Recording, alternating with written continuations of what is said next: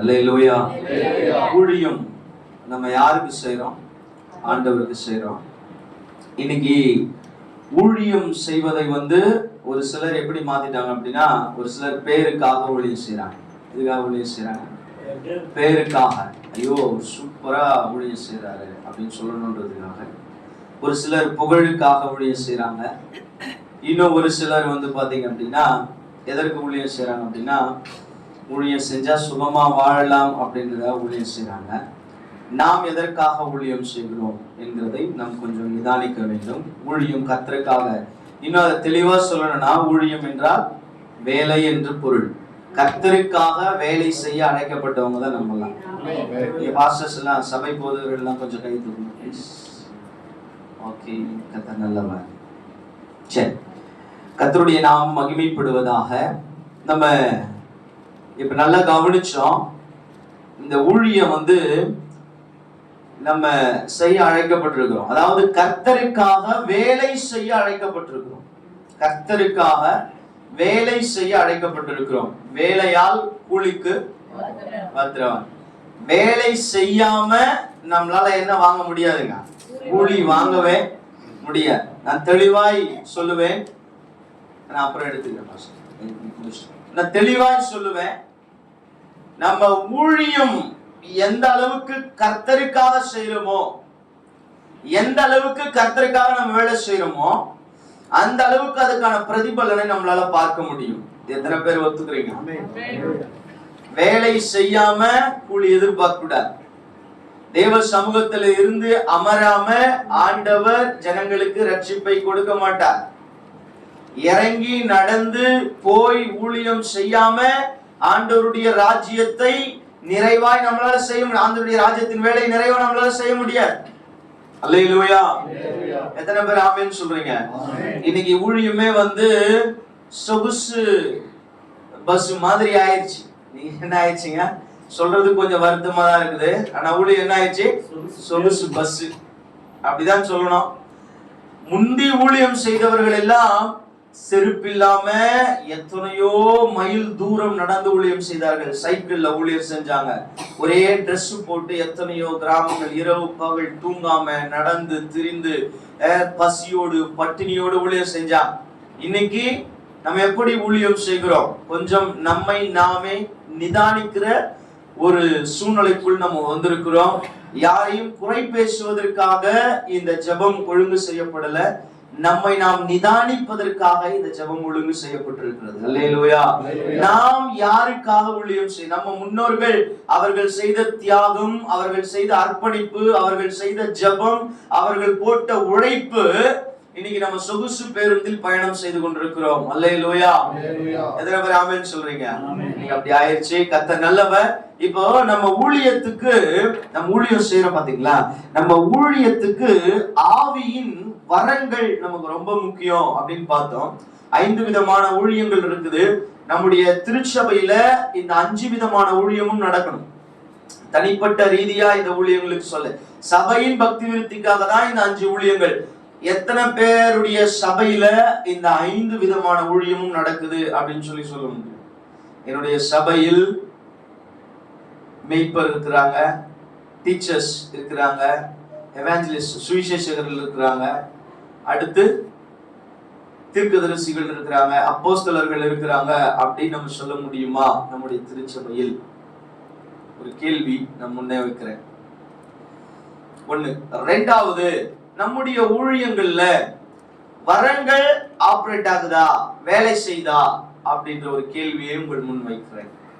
மூன்றாவது, நம்முடைய வாழ்க்கையில ஊழியத்துல ஆவியின் கனி வெளிப்படுகிறதா, செயல்படுகிறதா என்கிற மூன்றாவது கேள்வி உங்கள் மத்தியில் நான் வைக்கிறேன். அல்லேலூயா. இந்த 3 கேள்விக்கும் ஆன்சரை தான் நம்ம இந்த கூடுகையில தியானித்துக் கொண்டிருக்கிறோம். எத்தனை பேர் ஆமென் சொல்றீங்க? நல்லா கவனிப்போம். ஆவியின் கனி, அதாவது 5 விதமான ஊழியங்கள் நடக்க வேண்டும், வரங்கள் செயல்பட வேண்டும். இது எல்லாத்துக்கும் மிக மிக மிக முக்கியமானது ஆவியின் கனி. தேவனுடைய சுபாவத்தை அப்போஸ்தலனாகிய பவுல் எதற்கு ஒப்பிட்டு சொல்லுகிறார்? கனிக்கு ஒப்பிட்டு சொல்லுகிறார். எதற்கு ஒப்பிட்டு சொல்லுகிறார்? கனிக்கு ஒப்பிட்டு சொல்லுகிறார். எத்தனை பேர் மாம்பழம் பார்த்திருக்கிறீங்க? எல்லாருமே பார்த்துக்கிறோம். இது நயா கேள்வி அப்படின்னு நீங்க நினைச்சீங்கன்னா, நம்ம எல்லாரும் அப்படியே ஒரு மாதிரி உட்கார்ந்துட்டு இருக்கிறோம்ல, அதுக்காக தான் இந்த கேள்வி. எத்தனை பேர் மாம்பழம் பார்த்துருக்கிறீங்க? எத்தனை பேர் சாப்பிட்டு இருக்கிறீங்க? எத்தனை பேருக்கு மாம்பழம் பிடிக்கும்? ஐயா வேகமா கையை தூக்குறாரு. மாம்பழம் எல்லாருக்கும் பிடிக்கும். சீசன்ல மாம்பழம் சாப்பிடுறது நல்லதுன்னு சொல்லுவாங்க. பவுல நம்ம யோசிக்கும் போது நல்லா கவனிங்க, என்ன சொல்றாரு பாருங்க. அந்த ஆவியினுடைய அனுகிரகத்தை, தேவனுடைய சுபாவத்தை அவர் எதற்கு ஒப்பிட்டு சொல்றார்? கனிக்கு ஒப்பிட்டு சொல்றார். இப்ப இந்த மாம்பழம் நம்ம சாப்பிடணும். இந்த மாம்பழம் எப்படி நம்ம கையில வருது? நல்லா கவனிங்க. நம்முடைய வாழ்க்கையில தேவனுடைய சுபாவத்தை நாம் வெளிப்படுத்த வேண்டும். தேவனுடைய சுபாவத்தை நம்முடைய சபையில் நாம் வெளிக்காட்ட வேண்டும். சபை மக்கள் வெளிக்காட்ட வேண்டும் என்றால் ஏதோ பயிற்சி செய்து ஆவியின் கனியை வெளிப்படுத்த முடியாது. எத்தனை பேர் இருக்கிறீங்க? பயிற்சி செய்து முயற்சி செய்து ஆவியின் கனியை என்ன பண்ற முடியாதுங்க. நான் அன்பா இருக்கிறேன், அன்பா இருக்க வேண்டும் என்று ஒரு சில பயிற்சிகளை எடுத்துட்டு நான் அன்பா இருக்கிறேன், அன்பா இருக்கிறேன், நான் சந்தோஷமா இருக்கிறேன், சந்தோஷமா இருக்கிறேன், நான் சமாதானமா இருக்கிறேன், நீடிய பொறுமையா பயங்கரமான ஒரு பயிற்சிக்கு போனேன், நான் பயிற்சியை எடுத்து முயற்சி செய்யறேன், நீடிய கொஞ்ச நேரம் தான், அதெல்லாம் ஸ்டாண்டர்ட் இல்ல. எத்தனை பேர் ஆமென் சொல்றீங்க? என்ன பாஸ்டர்? அப்படிதான். இப்ப நல்லா கவனிங்க. இந்த ஆவியின் கனி பயிற்சியினாலேயோ முயற்சியினாலேயோ கிடைக்கிறது அல்ல. ஆவியின் கனி வளர்ச்சியினுடைய விளைவு. எத்தனை பேர் இருக்கிறீங்க? ஆவியின் கனி எதனுடைய விளைவுங்க? பயிற்சியோ முயற்சியோ இல்ல. ஆவியின் கனி வளர்ச்சியின் விளைவு. மந்திரத்துல மாங்காய் காய்க்குமா? யோசிச்சு பாருங்க. பழமை சொல்ல, மந்திரத்துல மாங்காய் காய்க்குமா? காய்க்காது. மாங்காய் காய்க்குவதற்கு நல்லா கவனிங்க, மந்திரம் சொன்ன ஆகாது. மாமரத்தை நாம் என்ன செய்ய, முதல்ல என்ன செய்யணும் அப்படின்றத சொல்றேங்க. மாம்பழம் நம்ம கையில வரணும்னா முதல்ல விதையை எடுக்கணும். எதை எடுக்கணுங்க? விதை. அடுத்து அந்த விதைய விதைக்கணும். விதையை எடுத்து என்ன பண்ணணும்? விதைக்கணும். விதையை எடுத்து விதைச்சா போதுமாமா? நீர் பாய்ச்சணும். முதல்ல ஒரு பழம், ஒரு கனி நமக்கு கிடைக்கணும் அப்படின்னா நம்ம என்ன செய்யணும் அப்படின்றத சொல்றேன், சுருக்கமா சொல்றேன், கவனிங்க. முதல்ல நமக்கு கனி வரணும் அப்படின்னா முதல்ல விதையை எடுக்கணும். அந்த விதையை என்ன பண்ணணும்? விதைக்கணும். ரெண்டாவது, விதையை விதைச்சா மட்டும் போதுமா? போதாது. அதுக்கு என்ன செய்யணுங்க? நீர் பாய்ச்ச வேண்டும். இப்ப இந்த ரெண்டு விஷயத்தை நம்ம செய்யும் போது, முதல்ல விதையை எடுத்து விதைத்து நீர் பாய்ச்சும் போது என்ன நடக்கும் அப்படின்னு கேட்டீங்கன்னா, அது வேர் விட்டு அடி மரம் வளர ஆரம்பிக்கும். மூணாவது ஸ்டெப் என்னங்க? வேர் விட்டு அடி மரம் வளர ஆரம்பிக்கும். நாலாவது ஸ்டெப் என்ன நடக்கும் அப்படின்னா, கிளைகள் போக ஆரம்பிக்கும். ஐந்தாவது ஸ்டெப் என்ன நடக்கும் அப்படின்னா, நிறைய இலைகள் அதில் சேர ஆரம்பிக்கும். கிளைகளுக்கு அப்புறம் நிறைய இலைகள் சேர ஆரம்பிக்கும். ஆறாவது ஸ்டெப் என்ன ஆகும் அப்படின்னா, பூ பூக்க ஆரம்பிக்கும். இலைகள் நிறைய வந்ததுக்கு அப்புறம் என்ன வருங்க? பூ பூக்க ஆரம்பிக்கும். ஏழாவது ஸ்டெப் என்னன்னா, பூ காயாக மாறும். எட்டாவது ஸ்டெப் காய் கனியாக மாறும். அப்ப ஒரு மாம்பழம் நம்ம கையில வர்றதுக்கு இந்த ப்ராசஸ், இந்த வளர்ச்சியின் வழியாய் நம்ம போனாதான் மாம்பழம் நமக்கு கிடைக்கும். உடனே மாம்பழம் நமக்கு வேணும் அப்படின்னா உடனே கிடைச்சிடாதுங்க. விதை எடுக்கணுங்க, விதைக்கணும், அதுக்கு நீர் பாய்ச்சணும். சரி, ஓகே. இப்ப நல்லா கவனிங்க. நான் விதையை எடுத்துட்டேன், விதைச்சிட்டேன், நீர் பாய்ச்சிட்டேன், வேர் வந்துருச்சு, அடிமரம் வந்துருச்சு, கிளைகள் வந்துருச்சு. நீர் பாய்ச்சத்தை நிறுத்திடலாமா? கடைசி வரைக்கும் நீர் பாய்ச்சி கொண்டே இருக்கணும். பழம் வந்த பிறகு கூட என்ன பண்ணுங்க? நீர் பாய்ச்சிக்கிட்டே இருக்கணும். சோ மோஸ்ட் இம்பார்ட்டன்ட் எது அப்படின்னு கேட்டீங்கன்னா, நீர் பாய்ச்சுவது ரொம்ப இம்பார்ட்டன்ட். சரி, நீர் பாய்ச்சது இம்பார்ட்டன்ட். அதுக்கு முன்னாடி ரொம்ப இம்பார்ட்டன்ட் என்ன? விதை. நல்ல வீரியமான விதை. விதை இருந்தா மட்டும்தான் அது நல்ல வளர்ந்து நமக்கு என்ன கொடுக்குங்க? கனி கொடுக்கும். அப்ப நான் சொன்னேன், நல்லா கவனிச்சோம், நமக்கு எல்லாருக்கும் புரிஞ்சிச்சுல? பாஸ்டர்ஸ் எல்லாருக்கும் புரிஞ்சிச்சா? அல்லேலூயா. கனி, ஆவியின் கனி நம்முடைய வாழ்க்கையில் நாம் வெளிக்காட்ட வேண்டும் என்றால் அது பயிற்சியினாலேயோ முயற்சியினாலேயோ இல்ல, அது வளர்ச்சியினால் உண்டாகுகிற ஒன்று. இப்ப நம்ம வாழ்க்கையில அன்பா இருக்கணும்னு நினைப்போம். அன்பா இருக்கணும்னு நினைச்சா அன்பா இருக்க முடியுமா? நம்ம அன்பை சோதிக்க எத்தனையோ வழிகள் இருக்கு. இச்சையடக்கத்தோடு வாழணும்னு நினைப்போம். இச்சையடக்கத்தோடு வாழுறோமா? கொஞ்சம் யோசனை பண்ணி பாருங்களேன். இச்சையடக்கத்தோடு இருக்கிறோமா? கொஞ்சம் பிரியாணியை பார்த்துட்டா 2 பீஸ் எக்ஸ்ட்ரா பார்த்துட்டா நம்ம சமாதானமே போச்சு. நல்லா கவனிங்க. இன்னைக்கு நிறைய விஷயத்துல நாம் இடறி போகிறோம். காரணம் என்ன? நம்ம எல்லாம் பயிற்சி செய்துதான் கனியை வெளியே காட்டணும், முயற்சி செய்யறோம். எல்லாரும் முன்னாடியும் ஒரு பாஸ்டர் சொன்னாராம், கோபப்படாமல் இருங்கள். நல்லா கவனி, கோபப்படாமல் இருங்க. பிரசங்கம் பண்றார், கோபப்படாம இருங்க அப்படின்னு சொல்லி பிரசங்கம் பண்ணி முடிச்ச உடனே எல்லாருக்கும் இந்த கதை தெரிஞ்சிருக்கும். நம்ம எல்லாம் யாரு? பாஸ்டர்ஸ். ஒரு பையன் வேகமா ஓடியாந்து, பாஸ்டர் பாஸ்டர் இன்னைக்கு என்ன பிரசங்கம் பண்ணீங்க? பொறுமையா இருந்தாரு, பதில் சொல்லிட்டார். 2வது வந்தாரு, திரும்ப அந்த பையன் வரான், திரும்ப அதே கேள்வி கேட்கிறான், பதில் சொல்லிட்டார். 3வது வரான், திரும்ப அதே கேள்வி கேட்கிறான், பதில் சொல்லிட்டார். 4வது வந்து கேட்கிறான், டேய் எத்தனை வாட்டி சொல்றது போடா அப்படின்ட்டார். என்ன வந்துருச்சு?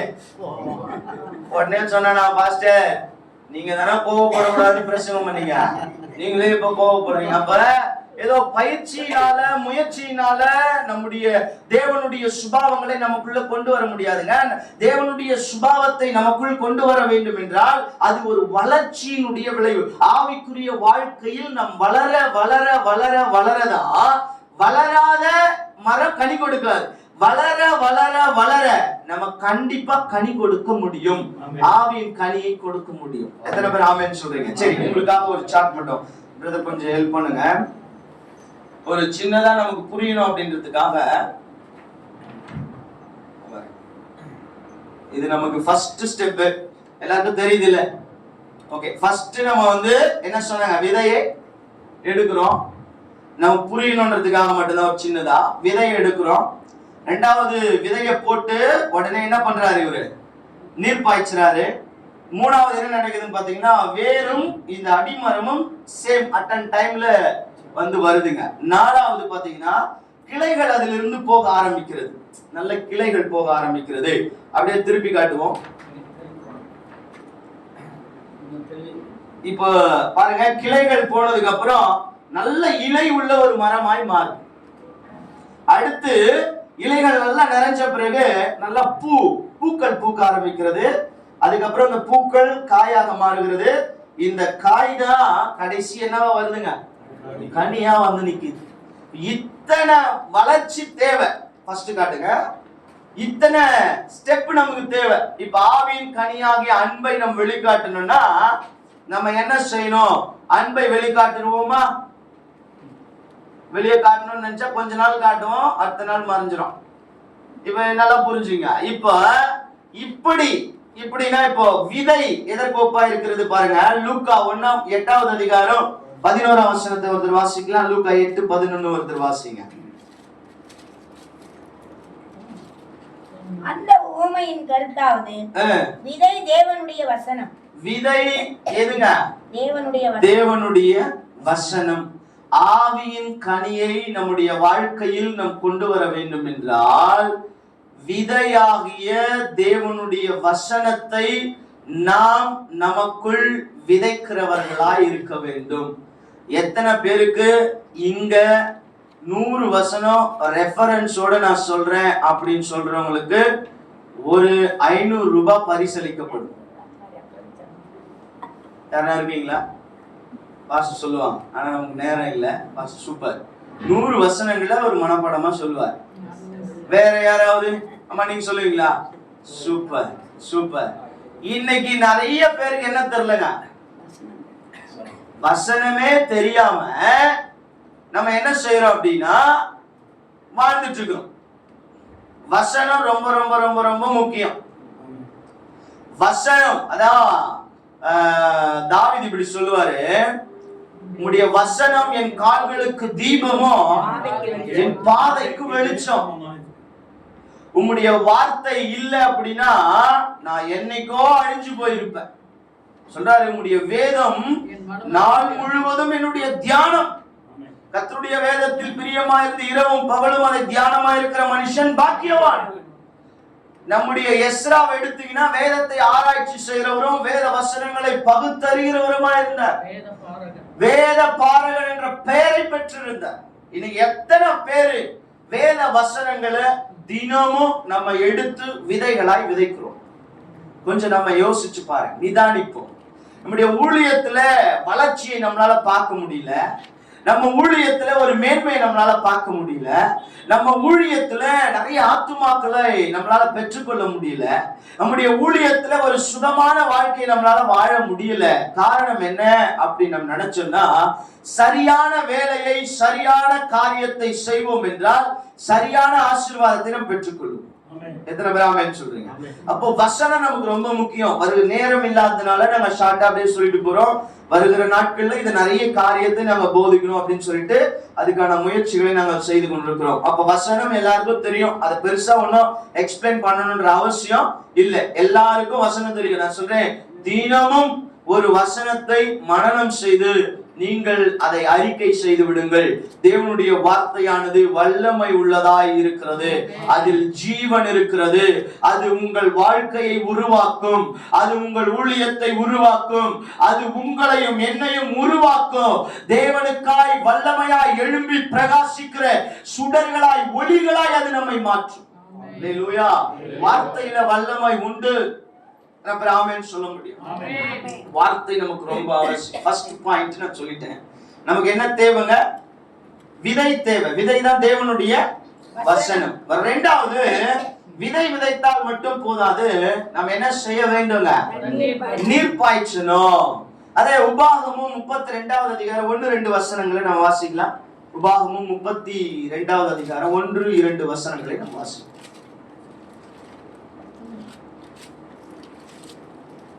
வானங்களே செவி கொடுங்கள், செவி கொடுங்கள், நான் பேசுவேன், நான் பேசுவேன். பூமியே, பூமி என் வாய்மொழிகளை கேட்பாயாக, என் வாய்மொழிகளை கேட்பாயாக.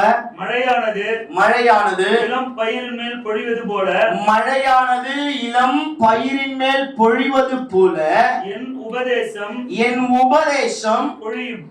உபதேசம் பொழியும். பனித்துளிகள் புல்லின் மேல் இறங்குவது போல என் வசனம் இறங்கும். உபதேசம் மழையாய் பொழியும் அப்படின்னா நல்ல கவனிங்க. முதல்ல விதை தேவனுடைய வசனம் சொல்லிட்டோம். இப்போ அந்த நீர் பாய்ச்சல், விதை விதைச்சா போதும், அது என்ன பாய்ச்சணுங்க? நீர் பாய்ச்சணும். உபதேசம் என்கிற மழை பொழிய வேண்டும். அப்படின்னா என்ன அப்படின்றத கொஞ்சம் விளக்குறேன். ஒவ்வொரு வசனத்தை நாம் படித்தால் போதாது, அந்த வசனத்துக்கு சரியான வியாக்கியானம், அந்த வசனத்தினுடைய உபதேசம் என்னன்னு நமக்கு தெரியும். இன்னைக்கு சரியான வியாக்கியானம் வசனத்துக்கு யாரும் என்ன பண்றது இல்லைங்க, கொடுக்கிறது இல்லை. நம்முடைய புரிதலின்படியே நம்ம என்ன பண்ணிடுறோம், பேசுகிறோம். அதுக்கு சரியான வியாக்கியானம் கொடுப்பது, வசனத்தை தெளிவாய் விளங்கிக் கொள்வது நீர் பாய்ச்சுவதற்கு அடையாளமாய் இருக்கிறது. புரிந்தவர்கள் ஒரு ஆமென். ஓகே. அப்ப இரண்டாவது பாயிண்ட்ல நமக்கு முதல்ல வசனம் ரொம்ப அவசியம். நிறைய வசனங்கள் நமக்கு தெரியணும். அடுத்து அந்த வசனங்களுக்கான விளக்கம் நமக்கு தெரியணும். எப்ப நமக்கு தெரியும்? தேவ சமூகத்துல காத்திருக்கும் போது பரிசுத்த ஆவியானவர் அதனுடைய வெளிச்சத்தை நமக்கு கொடுப்பார். அடுத்து எப்படி நம்ம தெரிஞ்சுக்கலாம்னா, நமக்கு முன்னாடி ஊழியம் செய்கிற மூத்த போதகர்கள், ஆண்டவரிடத்துல வெளிப்பாடு பெற்ற போதகர்களுடைய பிரசங்கங்களை நாம் கேட்போம் என்றால் அந்த உபதேசம், அந்த வசனத்தினுடைய உபதேசத்தை நாம் கற்றுக்கொள்ளலாம். எத்தனை பேருக்கு இங்க பிரசங்கம் கேட்கிற அனுபவம் இருக்கு? நல்லா 3 மணி நேரம் பிரசங்கம் கேட்பேன், சோர்ந்து போகாம. எத்தனை மணி நேரம் பிரசங்கம் கேட்பேன்? 3 மணி நேரம். 5 மணி நேரம் கேட்கிறார் பாஸ்டர். 3 மணி நேரம் 5 மணி நேரம் பிரசங்கிக்கிற போதகர்கள் இருக்கிறாங்களா? இருக்கிறாங்க. இப்போ நம்மளை இங்க விட்டா கூட நம்ம என்ன பண்ணுவோங்க, அவ்வளவு அழகா பிரசங்கம் பண்ணுவோம். யாரும் இங்க பிரசங்கம் பண்ண தெரியாத நபர்கள் இல்லை. அப்ப நம்ம பிரசங்கம் பண்ணுகிறவர்களாய் மாத்திரம் இல்ல, கேட்கிறவர்களாயும் இருக்கணும். உபதேசம், அதாவது ஒரு வசனத்தினுடைய வியாக்கியானம், விளக்கம் நமக்கு அருமையாய் தெரியணும். இன்னைக்கு விளக்கம் தெரியாமல் இருக்கு. சரி, அப்ப ரெண்டாவது இந்த ப்ராசஸ் நடந்த உடனே மூணாவது என்ன, ஃபர்ஸ்ட் வசனத்தை நம்ம படிக்கிறோம், ரெண்டாவது அந்த வசனத்தினுடைய விளக்கங்களை நம்ம தெரிஞ்சுக்கிறதா நீர் பாய்ச்சது. மூணாவது என்ன நடக்குது பாருங்க, அப்படி நீர் பாய்ச்சும் போது வேர் விட ஆரம்பிக்குது, அதே நேரம் அடிமரம் வளர ஆரம்பிக்கிறது. அல்லேலூயா. இப்பதாங்க அடுத்து என்னன்னா வசனம் நீங்க வாசிங்க, ஏசாயா 53வது அதிகாரம் 2வது வசனம் வாசிங்கன்னா, இளங்கிளையை போலவும் வறண்ட நிலத்தில் இருந்து துளிர்க்கிற வேரை போலவும் அவனுக்கு முன்பாக எழும்புகிறார். அவனுக்கு யாரை குறித்த தீர்க்க தரிசனம்னா இயேசு கிறிஸ்துவை குறித்த தீர்க்க தரிசனம். இயேசு கிறிஸ்து இளம் வறண்ட நிலத்தில் துளிர்க்கிற வேரை போல. இப்ப நல்லா கவனிங்க, எப்ப நம்ம நல்ல வசனத்தை படிச்சு அந்த வசனத்தை வியாக்கியானங்களை தெரிந்து கொள்ள கிறிஸ்து நமக்குள் வேர் விட ஆரம்பிக்கிறார். அடுத்து கிறிஸ்து நமக்குள் வளர ஆரம்பிக்கிறார். அல்லேலூயா. கிறிஸ்து நமக்குள் வளரணுங்க, கிறிஸ்து நமக்குள் வேர் விடணுங்க. இந்த ரெண்டு ப்ராசஸ் நடக்காது, இந்த ப்ராசஸ் நடக்காது. அல்லேலூயா. இன்னைக்கு நம்ம ஒரு நாள் சாது சுந்தர் சிங் வந்தாராம், ஊழியம் செய்த சாது சுந்தர் சிங் நம்ம நல்லாவே தெரியும். அவர் ஒரு கிராமத்துக்குள்ள வந்த உடனே எல்லாம் சொல்லிட்டாங்க, இயேசுநாதர் வந்துட்டாரு அப்படின்னு சொல்லிட்டு. இயேசுநாதர் வந்துட்டார் அப்படின்னா கொஞ்சம் யோசிச்சு பாருங்க, ஒரு சாதாரண மனிதனை பார்த்து கடவுளுக்கு நிகராய் பேசுகிறார்கள் என்றால் அவர் எந்த அளவுக்கு அவருடைய உடையிலும் அவருடைய நடையிலும் அவருடைய பேச்சிலும் அவருடைய செயல்களிலும் தன்னை கிறிஸ்துவுக்கு நேராய் நடத்தியிருப்பார் என்கிறதை நாம் கொஞ்சம் சிந்தித்து பார்க்க வேண்டும். அப்ப நாம் மூணாவது ஸ்டெப், கிறிஸ்து நமக்குள் வேர்விட வேண்டும், கிறிஸ்து நமக்குள் வளர வேண்டும் என்றால் நாம் முதல்ல வசனத்தையும் அதனுடைய உபதேசத்தையும் தெரிந்திருக்க வேண்டும். அல்லேலூயா. கிறிஸ்து வேர் விடுவார், அடிமரமாய் வளர ஆரம்பிப்பார். அதுக்கப்புறம் என்ன நடக்குது பாருங்க, சகரியா 3:8வது வசனம் நீங்க வாசிச்சீங்கன்னா, இப்போதும் பிரதான ஆசாரியனாகிய யோசுவாவே நீ கேள், உனக்கு முன்பாக உட்கார்ந்து இருக்கிற உன் தோழரும் கேட்க கடவர்கள். இவர்கள் அடையாளமாய் இருக்கிற புருஷர்கள் இதோ கிளை எண்ணப்பட்டவராகிய என் தாசனை நான் கிளை எண்ணப்பட்டவராகிய என் தாசனை வர வைப்பேன். அல்லேலூயா. கிளை யாரை குறிக்குதுங்க? என் தாசனை இயேசு தேவனை குறிக்கிறது. கிளை எனப்பட்டவரை வர வைப்பேன் அப்படின்னு சொல்லிட்டு அவர் சொல்றார். சகரியா தீர்க்கதரிசி சொல்றார். அதே வசனத்தை நம்ம ரோமர் 11:24 யாராவது வாசிங்க. ரோமர் 11:24. சுபாவத்தின்படி காட்டு ஒலிவ மரத்திலிருந்து நீ வெட்டப்பட்டு சுபாவத்திற்கு விரோதமாய் நல்ல ஒலிவ மரத்திலே ஒட்ட வைக்கப்பட்டிருந்தால், சுபாவத்துக்கு விரோதமாய் நல்ல ஒலிவ மரத்திலே ஒட்ட வைக்கப்பட்டிருந்தால், சுபாவ கிளைகளாகிய அவர்கள் தங்கள் சுய ஒலிவ மரத்திலே ஒட்ட வைக்கப்படுவது அதிக நிச்சயம் அல்லவா? இப்ப கிளை இயேசு கிறிஸ்துவை குறிக்கிறது. இங்க புதிய ஏற்பாட்டுல பவுல் ரோமாபுரி பட்டணத்துக்கு சொல்லும் போது என்ன சொல்றாருன்னா, கிளையை சுபாவத்துக்கு ஒப்பிட்டு சொல்லுகிறார். அப்ப நல்ல வசனத்தை நாம் படிக்கும் போது அதனுடைய விளக்கங்களை நாம் அறிந்து கொள்ளும் போது கிறிஸ்து நமக்குள் வேர்விட்டு வளர ஆரம்பிக்கிறார். அவர் வளர்ந்த பிறகு நம்முடைய கிறிஸ்துவினுடைய சுபாவம் நமக்குள்ள வர ஆரம்பிக்கிறது. ஆமென். எடுத்தாவது ஸ்டெப்புங்க. கிறிஸ்துவினுடைய சுபாவத்தை எப்பதான் நம்மளால வெளியே காட்ட முடியும்? அவர் நமக்குள் வேர்விட்டு வளர்ந்த பிறகுதான் அவருடைய கிளை எனப்பட்டவராகி அவருடைய சுபாவம் நமக்குள்ள வெளிப்பட ஆரம்பிக்கிறது. சரி, அடுத்து நம்ம பார்க்கலாம். அடுத்து பாத்தீங்கன்னா தானியேல் 4வது அதிகாரம் 12ஆம் வசனம் நீங்க வாசிப்பீங்க அப்படின்னா, அதன் இலைகள் நேர்த்தியும் அதன் கனி மிகுதியுமாய் இருந்தது. அதன் இலை நேர்த்தியா இருந்தது. இப்ப பாருங்க, ஃபர்ஸ்ட் 4 விஷயம் தேவனுடைய வசனம், அதனுடைய விளக்கம், அடுத்து அதை நம்ம ரெண்டும் செய்யும் போது கிறிஸ்து நமக்குள் வேர் விடுகிறார், மரமாய் வளர ஆரம்பிக்கிறார். அடுத்து அவருடைய சுபாவங்கள் நமக்குள் வர ஆரம்பிக்கிறது. அடுத்து என்ன நடக்குது அப்படின்னா, அப்பதாங்க நம்முடைய வாழ்க்கை நேர்த்தியா மாறுது. எப்ப நம்முடைய வாழ்க்கை ஒரு நேர்த்தியான ஒரு வாழ்க்கையா மாறுது அப்படின்னு பாத்தீங்கன்னா, இந்த 4 ப்ராசஸையும் கடந்த பிறகுதான் நம்முடைய வாழ்க்கை நேர்த்தியான ஒரு வாழ்க்கையா மாறுது. இன்னைக்கு சரியான ஒரு நேர்த்தியான வாழ்க்கைய நிறைய பேரால வாழ முடியல. காரணம் என்னன்னா அந்த 4 ஸ்டெப் அவங்க என்ன பண்றது இல்ல, ஃபாலோ பண்றது இல்லை. ஒரு நேர்த்தியான ஊழியம், ஒரு நேர்த்தியான குடும்ப வாழ்க்கை, ஒரு நேர்த்தியான கர்த்தருக்கென்று உத்தமமாய் வாழ்கிற ஒரு ஜீவியம் எப்ப வரும் அப்படின்னு கேட்டீங்கன்னா, கிறிஸ்துவின் சுபாவம் நமக்குள் வரும்போது, கிறிஸ்துவின் சுபாவம் நமக்குள் வெளிப்படும் போது நம்முடைய வாழ்க்கை நேர்த்தியாய் அழகாய் மாறிவிடுது. அல்லேலூயா. அப்போ நேர்த்தியாய் மாறுது. அடுத்த வசனம் நீங்க அப்படியே 21 நீங்க குறிச்சிக்க ரெஃபரன்ஸா, அது இலைகள் நேர்த்தி அப்படின்னு சொல்லப்படுது. அடுத்து இலைகள் அதிகமான பிறகு அந்த மரத்தினுடைய அடுத்த ப்ராசஸ் என்ன அப்படின்னு பாத்தீங்கன்னா, 2 கொரிந்தியர் 2வது அதிகாரம் 15-16 வசனங்களை நீங்க வாசிப்பீங்க அப்படின்னா, ஒருத்தர் வாசிங்க. 2 கொரிந்தியர் 2வது அதிகாரம் 15. கெட்டு போகிறவர்களுக்குள்ளேயும் நாங்கள் தேவனுக்கு கிறிஸ்துவின் நற்கந்தமாய் இருக்கிறோம். நாங்கள் தேவனுக்கு கிறிஸ்துவின் நற்கந்தமாய் இருக்கிறோம். கெட்டு போகிறவர்களுக்குள்ளே மரணத்திற்கு ஏதுவான மரண வாசனையாகவும், ரட்சிக்கப்படுவர்களுக்குள்ளே ஜீவனுக்கு ஏதுவான ஜீவ வாசனையாகவும், ஜீவ வாசனையாக. நல்லா கவனிங்க. அடுத்து பூ வாசனைக்கு ஒப்பிடலாம். எதற்கு? ஸ்மெல். நல்ல ஒரு மனம் வீசுகிற ஒரு பூவா மாறுது. இலைகள் வந்த பிறகு பூ வருது. பூ எதுங்க? மனம் வீசுது. எதற்கு அடையாளமா இருக்குது அப்படின்னு கேட்டீங்கன்னா, நாம் கிறிஸ்தவ வாழ்க்கை வாழறோம்ல, எப்ப இந்த ஸ்டெப்புக்கு நம்ம வருமோ அப்ப நம்ம எல்லாருக்கும் தெரிஞ்சிருவோம் பாஸ்டர்.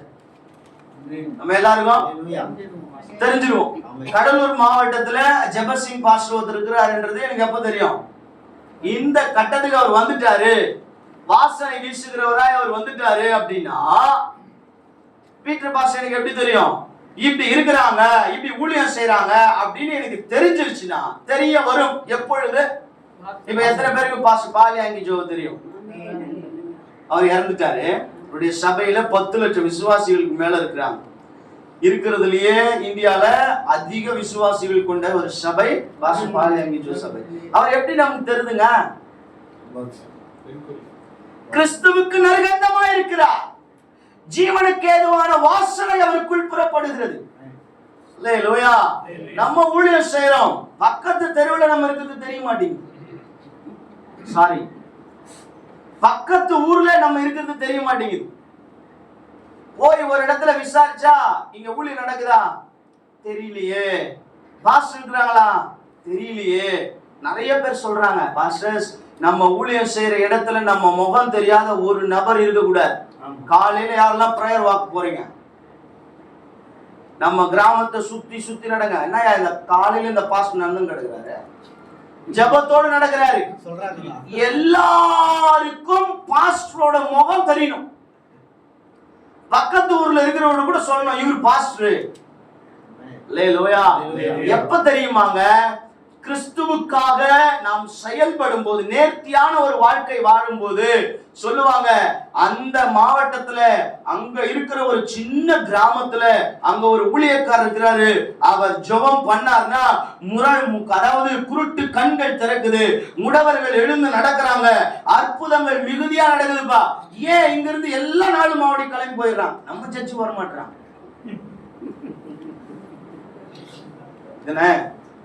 ஏன்னா அங்க அற்புதம் நடக்குது அப்படின்றதுனால போயிடுறான். ஏன் நம்ம சபையில் நடந்தா நம்ம சபைக்கு வர போறாங்க? அல்லேலூயா, அல்லேலூயா. நல்லா கவனிங்க. நாம் நற்கந்தங்களாய் இருக்க வேண்டும், வாசனை வீசுகிறவர்களாய் இருக்க வேண்டும். அல்லேலூயா. அடுத்துதாங்க என்னவா ஆகுது அப்படின்னு பாத்தீங்கன்னா, பூ வந்த பிறகுதான் நம்ம காய், அது காயாய் மாறுகிறது. இந்த காய் கனியாக மாற வேண்டும் என்றால் அதற்கு ஒரு ப்ராசஸ் இருக்குது. என்ன ப்ராசஸ்னா 33வது அதிகாரம் 14வது வசனத்தை வாசிங்க. சூரியன் பக்குவப்படுத்தும், சூரியன் பக்குவப்படுத்தும் அருமையான கனிகளினாலும், அருமையான கனிகளினாலும், சந்திரன் பக்குவப்படுத்தும், சந்திரன் பக்குவப்படுத்தும் அருமையான பலன்களினாலும். அருமையான பலன்கள். நல்லா கவனிங்க. இப்போ காய் வந்துருது, பூ பூத்த உடனே நல்ல காய் காய்ச்சது. இந்த காய் கனியாய் மாறணும்னா சூரிய ஒளி தேவை. சூரிய ஒளி இல்லாம, சூரியன் இல்லாம ஒரு காய் கனியாக மாறாது. எத்தனை பேர் ஆமென் சொல்றீங்க?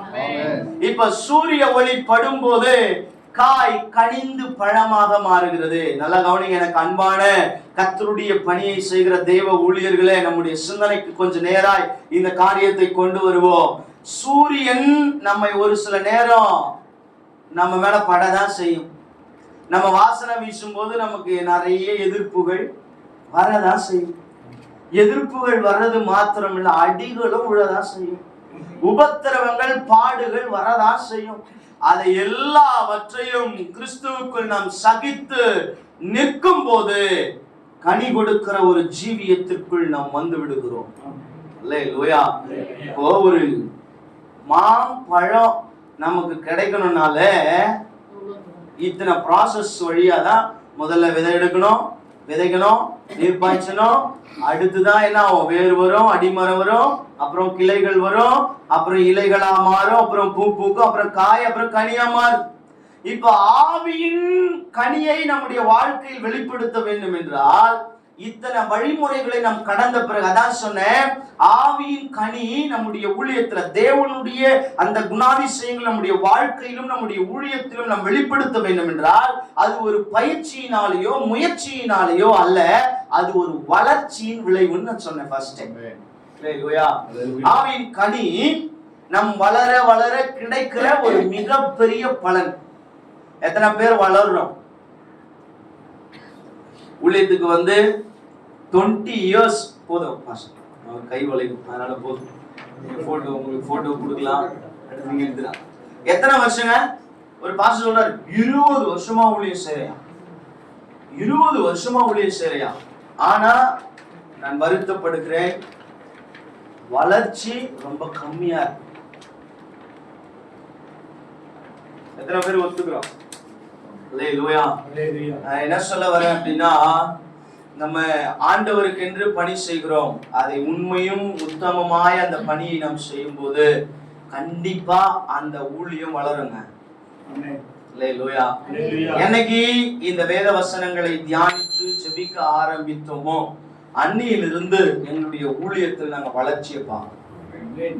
நல்ல வளர்ச்சியை கற்றுக் என்னைக்கு வசனத்தை உட்கார்ந்து தேடி தேடி அந்த வசனங்களை நல்ல மனனம் செஞ்சு அந்த வசனத்துக்கான உண்மையான அர்த்தம் என்ன அப்படின்னு எந்த ஊழியர் போதிக்கிறாங்க, எந்த இடத்துல அதற்கு உண்மையான விளக்கம் இருக்கிறது என்று தேடி பார்த்து அதை கேட்க கேட்க தியானிக்க தியானிக்க தியானிக்க உண்மையா கிறிஸ்து நமக்குள் வேர் விட்டு வளர ஆரம்பித்து, சாதாரணமான விஷயம் இல்லைங்க, கிறிஸ்து நமக்குள்ள. பவுல் சொல்றாருல, உங்களுக்குள் கிறிஸ்து உருவாகும் அளவோ கர்ப்ப வேதனைப்படுற சார், கர்ப்ப வேதனைப்படுற. ஒவ்வொரு விசுவாசிக்குள்ளேயும் கிறிஸ்து உருவாக அவர் கர்ப்ப வேதனைப்படுறார். இன்னைக்கு நமக்குள்ள கிறிஸ்து உருவாயிருக்கிறாரா? நாம் என்ன செய்து கொண்டிருக்கிறோம்? கேள்வியை நம் முன்னே நான் வைக்கிறேன். என்ன செய்து கொண்டிருக்கிறோம்? கிறிஸ்து நமக்குள் உருவாவதற்கு, கிறிஸ்து நமக்குள் வளருவதற்கு நாம் என்ன செய்ய வேண்டும்? நிறைய வசனம். இன்னைக்கு உண்மையா சொல்றேன், பைபிள் டெய்லி படிக்காத நிறைய பாஸ்டர்ஸ் இருக்கிறாங்க. வருத்தமா இருக்குது சொல்றது. டெய்லி ஜெபிக்காத போதகர்கள் இருக்கிறாங்க. நான் என்ன சொல்றேன், ஆண்டவருடைய சமூகத்தில் ஜெபிக்காத வேதம் வாசிக்காத எந்த ஊழியரும் ஊழியக்காரரும் வளர்ந்ததா சரித்திரமே இல்லை சார். அடையாளம் இல்லாமல் போயிடுவாங்க. நான் இதை ஏதோ தவறாய் சொல்ல வேண்டும் என்பதற்காக அல்ல. ஆண்டவர் உங்களையும் என்னையோ ஒரு உண்மையும் உத்தமமாய் இவர் தான் இந்த ஊழியத்துக்கு சரியான நபர் என்று சொல்லி கர்த்தர் நம்மை தெரிந்து கொண்டிருக்கிறார். ஒருவேளை நீங்க நினைச்சிருப்பீங்களா, நான் ஆண்டவரை தெரிஞ்சுக்கிட்டேன்னு? No, never. அது முற்றிலும் ராங்.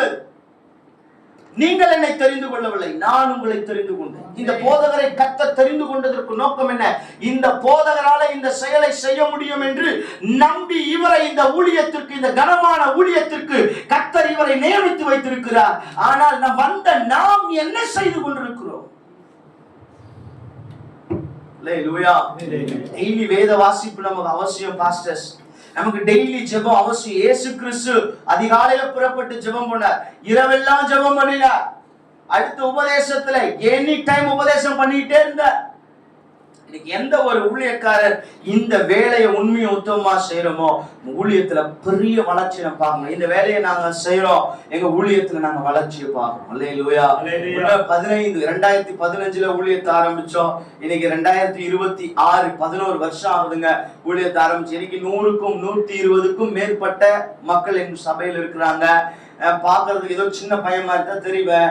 ஆனாலும் ஆண்டவருடைய அனுகிரகம் எந்த அளவுக்கு கர்த்தருக்காக வேலை செய்ய வேண்டும் என்று சொல்லி பிரயாசப்படுகிறனோ அந்த அளவு கர்த்தர் எனக்காக கிரியை செய்கிறார்.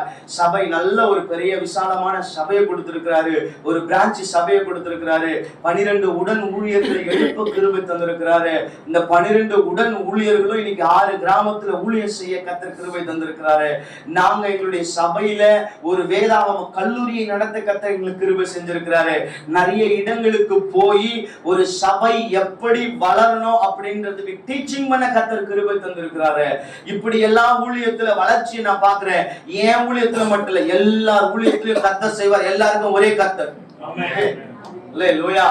நாம் இந்த காரியத்தை செய்வோம், கர்த்தர் நம்மை ஆசீர்வதிப்பார். அதனால இந்த வழி இல்லாம பயிற்சியினால முயற்சியினால கனி கொடுத்துட முடியாது.